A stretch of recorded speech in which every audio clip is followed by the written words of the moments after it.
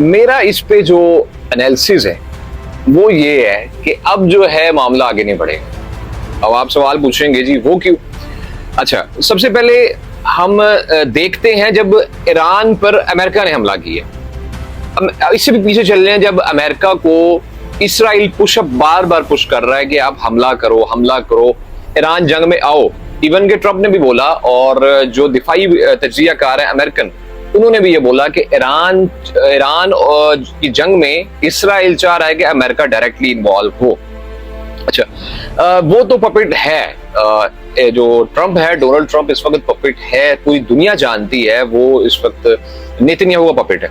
अब उसको बात माननी पड़ी। उसने क्या किया? उसने ये किया जी कि उसकी बात मानकर उसने बोला ठीक है मैं हमला करता हूँ। पहले उसने बोला मैं 2 हफ्ते इंतजार करूंगा। 2 हफ्ते इसराइल की जानिब से ये प्रेशर आया, अगर आप हमला नहीं करोगे तो हम किसी तरीके से, चाहे छोटी सतह पर करेंगे जरूर, हम उनके एटॉमिक जो तंसीबात हैं वहां पर।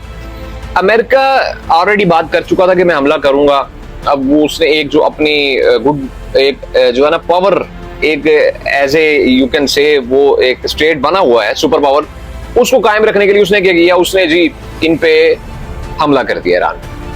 अब ईरान को हमला करने से पहले बता दिया गया कि तुम पे अब हमने हमला करना है, तुम्हारी तंसीबात पे हमला करना है, और 3 तंसीबात हैं। इसके बारे में ईरानियन हुकाम कहते हैं, हमें पहले से मालूम था, हमने इवैक्यूएट कर दिया, सारी चीजें वहां से निकाल दी।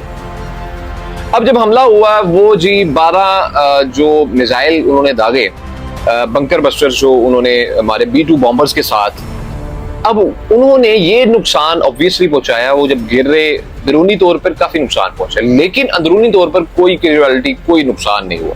अच्छा, ये सबसे पहले आप देखें कि ये एक पॉइंट है, समझने वाली बात है।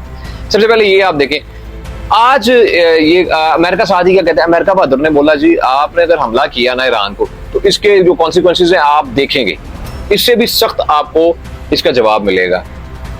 जो ईरान है उसने बोला हम तो करेंगे, हम अपनी सलामती के ऊपर जो है कोई दाग नहीं पड़ने देंगे। ईरान ने आज इसराइल की बेसिस पर हमला किया, और ट्रंप की आपने वो देखनी है जो उसने ट्वीट किया लेटेस्ट। उसने बोला है जी पेश की नोटिस पर ईरान का शुक्रिया, इससे जानी नुकसान को रोकना मुमकिन हुआ। अगर आप ये स्टेटमेंट को अगर आप पॉइंट्स में देखें, सबसे पहले वो कर रहा है जी पेश की नोटिस पर ईरान का शुक्रिया। सबसे पहले उसने शुक्रिया अदा किया ईरान का।